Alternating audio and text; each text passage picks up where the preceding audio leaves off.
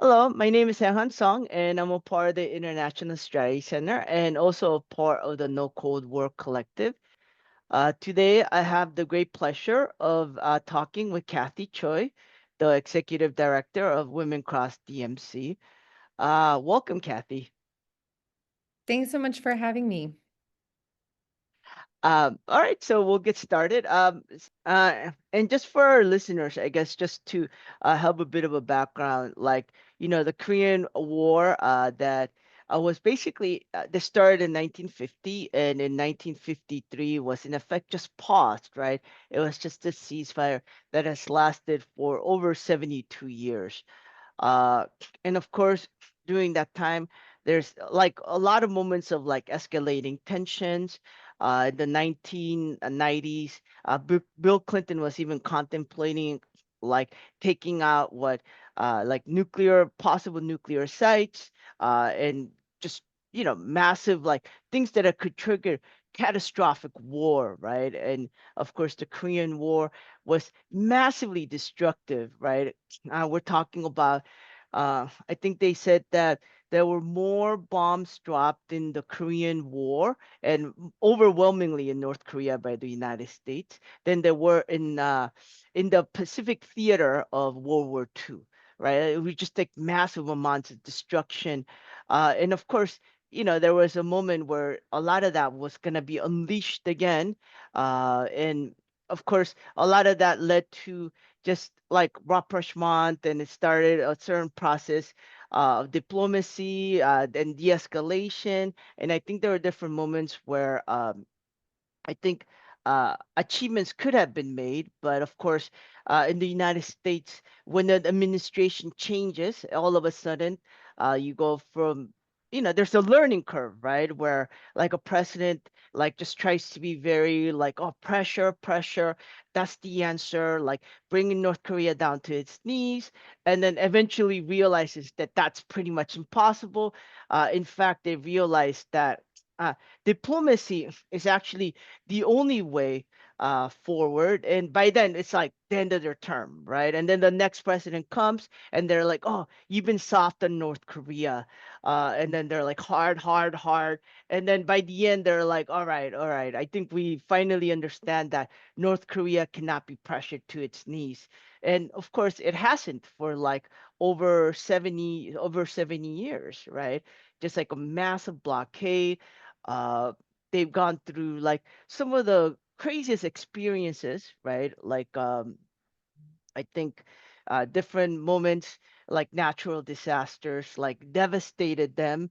Uh, and yeah, just a lot of moments where it's clear that North Korea will not be pressured down to its knees, that diplomacy is the only way, which they have been pursuing since the 1990s, right?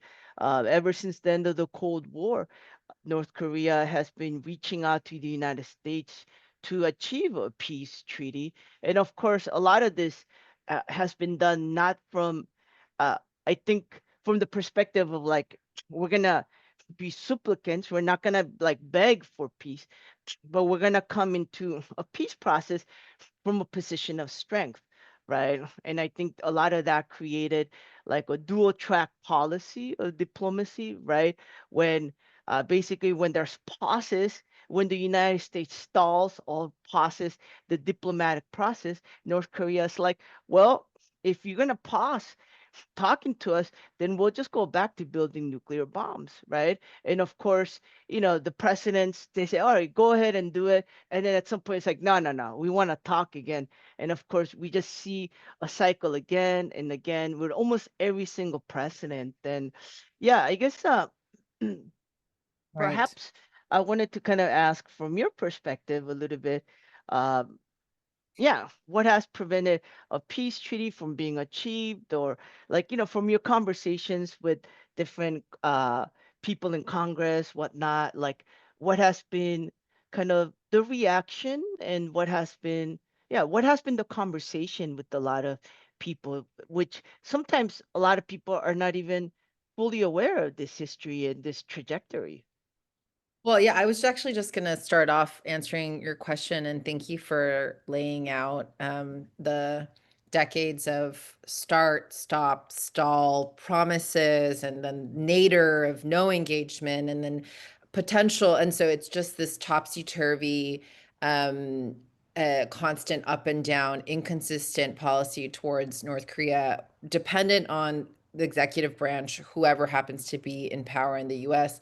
But also, even within the same administration, I mean, we see under Trump that from day to day, policies can vary so widely. I mean, on one hand, we had Trump during his campaign say, Kim and I are great friends, and there's a promise and opening of engagement, and diplomacy. And then on the other hand, we just saw the statement today in response to the South Korean election results that within the same breath of saying that the US and ROK alliance is ironclad, that the US is concerned about Chinese interference in democracies around the world. So it's just, dealing I mean, I just dealing with the US and dealing with the very inconsistent foreign policy approach, from my perspective also as a in the peace activist, peace movement space.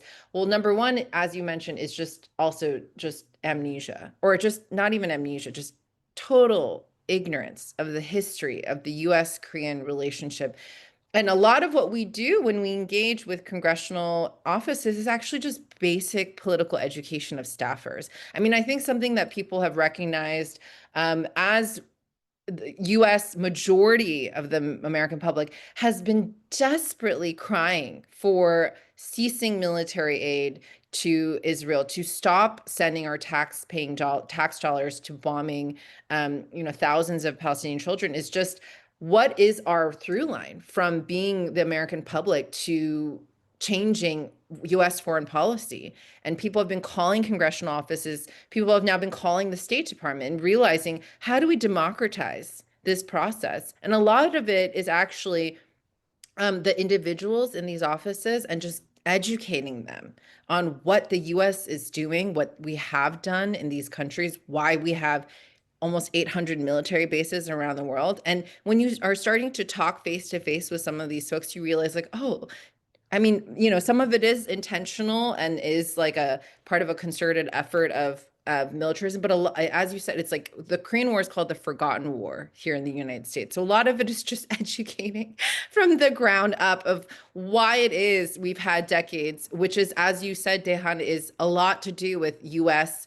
And not just you too. It's like Sig Hecker, Bruce Cummings, a lot of people. It's like calling the U.S. policy in Korea, and specifically with respect to North Korea, failed policy. We missed multiple, as Sig Hecker refers to as hinge points, where we could have had real breakthroughs. In the 90s, in the 2018 summits, there were multiple positive steps made. And then you had George Bush come in and declare an axis of evil, and all of the positive things from Kim Dae-jung, from Clinton, from the framework, just, that's just, we go 15 steps back. We had Hanoi, there was an opening, there was an incredibly exciting moment of US North Korean potential engagement, a breakthrough for diplomacy, and understanding that diplomacy is not something that you reward other countries with, but as one of the most, I mean, the most powerful country in the world, we have a responsibility to engage in a bilateral relationship with all countries, especially one that has nuclear weapons. And so it's not a gift. It's not something that should be used to incentivize, but it's something that should be a bare minimum about responsible engagement, and responsible foreign policy. And so, yeah, that's kind of, I'm just, wow, I'm kind of worked up just thinking about like all of the kind of advocacy we do. But I do think it's a lot of education, and it's also really challenging this paradigm of what it means to engage with countries, not as a reward for any kind of behavior that falls in line with what we believe to be democratic standards, but as a baseline to ensure that we are all living in a secure world, especially when different countries have nuclear weapons, and there is a risk of nuclear war. Not to fearmonger and not to be alarmist, but there is an urgency here that we have to deal with this situation. It's untenable to keep continuing this way.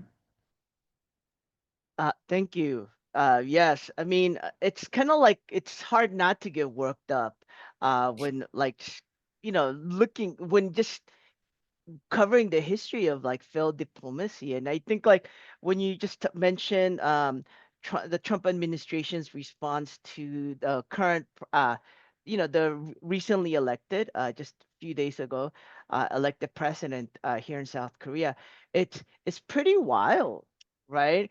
I mean, like interference from China is like that is like the last thing in anybody's mind here in South Korea, except for like the far right, you know?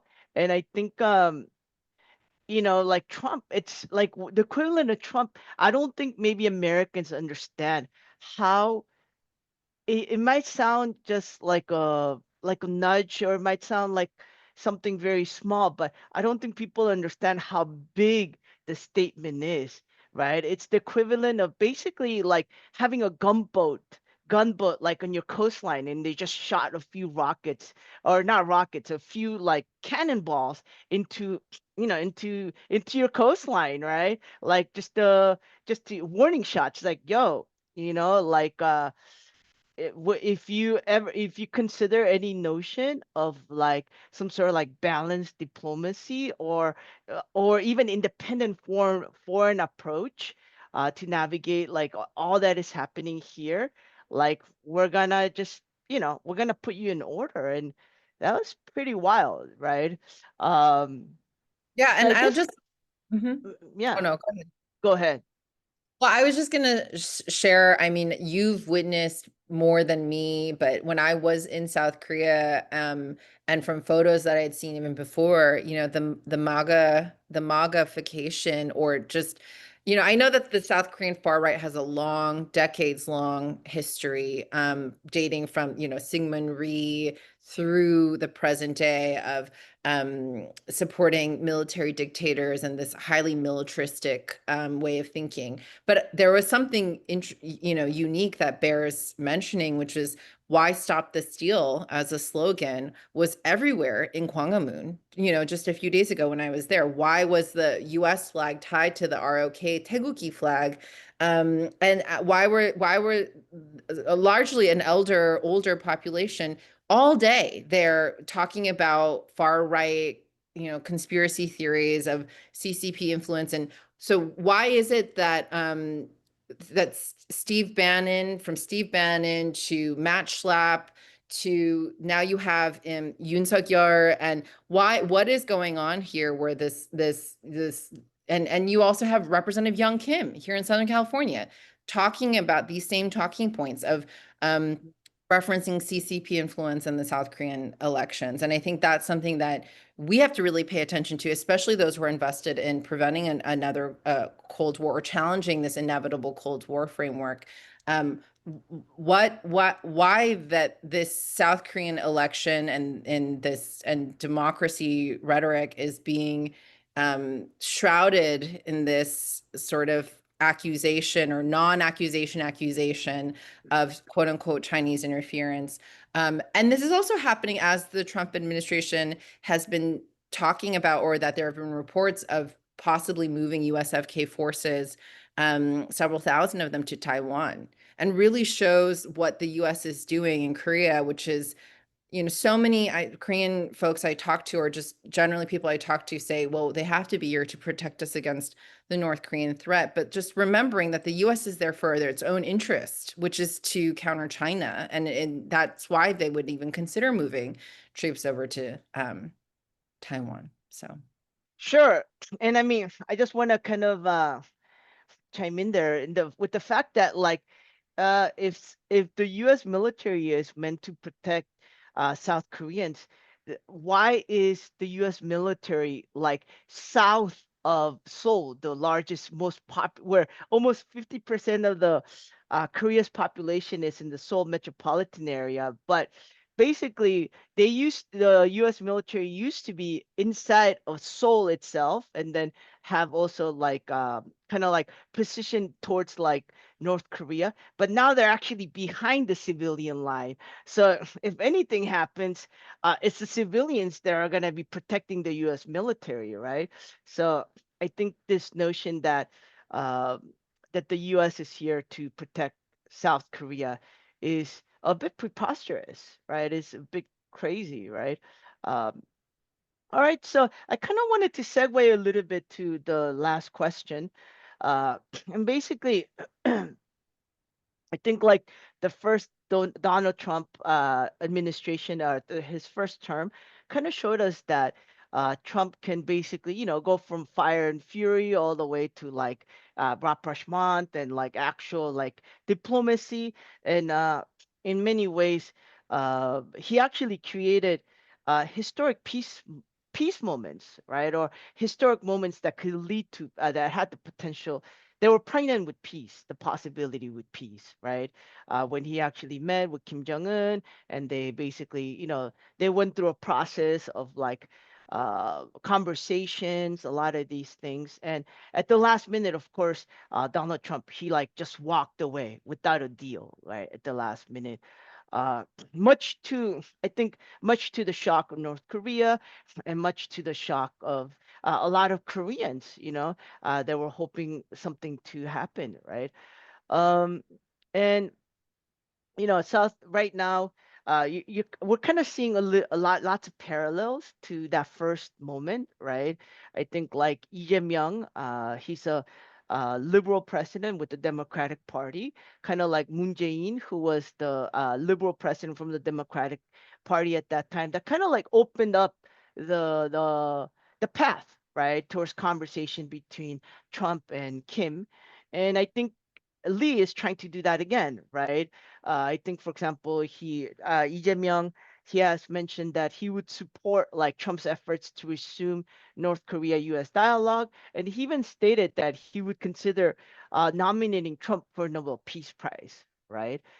Which honestly, if he's able to achieve peace in the Korean Peninsula, I think I think he deserves the Nobel Peace Prize. And I don't know. I mean, it's kind of strange to say that of Trump, right? But if he does achieve something that momentous, I think it's significant, right? Like Obama got a Nobel Peace Prize for doing nothing, right? And for being a warmongering president. If Trump actually achieves a peace treaty that has not been possible for over 7 years, I think that is a significant contribution to peace in the region.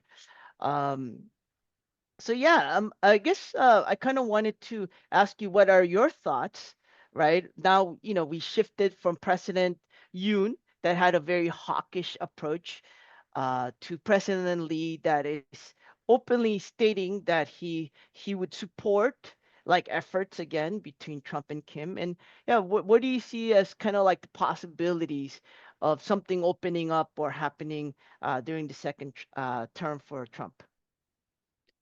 Well, I think Lee Jae-myung in his address last night when he accepted winning the snap election said something about peace being or war being costly. There was some rhetoric around cost and around that peace is the sensible measure, and I think that um, Trump also, makes deals that are based on profit and ego. And so, if ending the Korean War will save the US money, and as he has already been indicating in terms of cost sharing burden around troop presence, it's if a peace deal can cater to both saving money, making him money actually, and also, having him go down in history books, and as you reference, winning a Nobel Peace Prize for achieving the end of war. I remember his tweet from during the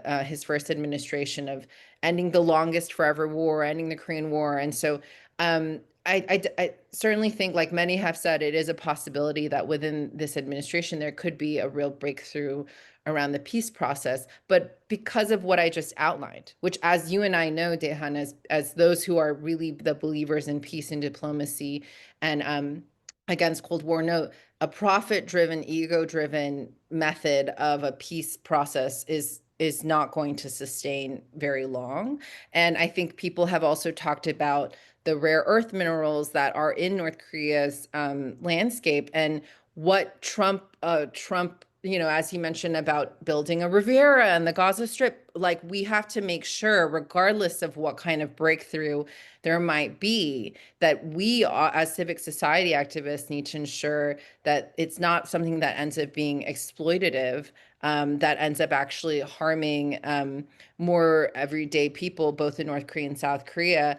And it's really up to us to challenge hawkish minds like the John Boltons of the world that enter Trump administration. And even if they do manage to eke out a peace deal, or a peace agreement, that the ramifications of that are not ones that continue to exacerbate class divisions, continue to bear brunt on the working class, continue to further marginalize women. And as we've seen, North Korean women have borne the brunt of the international and unilateral sanctions that have been placed on North Korea. So less of a tea leaf reading answer, but just saying that even in this scenario of if we do achieve a peace agreement, um, or make material steps towards ending the Korean War, that our work will still continue as civic society activists, because we know that we can't trust um, Trump to do that for us. Sure, sure. Great. Thank you. Thank you so much, and thank you for your work. And yeah, I wanted to give you a chance. Any last remarks that you might have for our listeners? Sure. Well, like any organizer, there's always a call to action. So first, I would just thank you, Dae-Han. Thank you to this platform for the important work you all are doing, challenging Cold War thinking, challenging an idea of an inevitable global conflict, or this outdated idea of clash of civilizations. I'll just close with sharing that wherever you are in the world, there's something that you can do to challenge the forever Korean War. As we know, the US-led UN command involved over a dozen countries. And so there's calls to action within your own country, within your residence.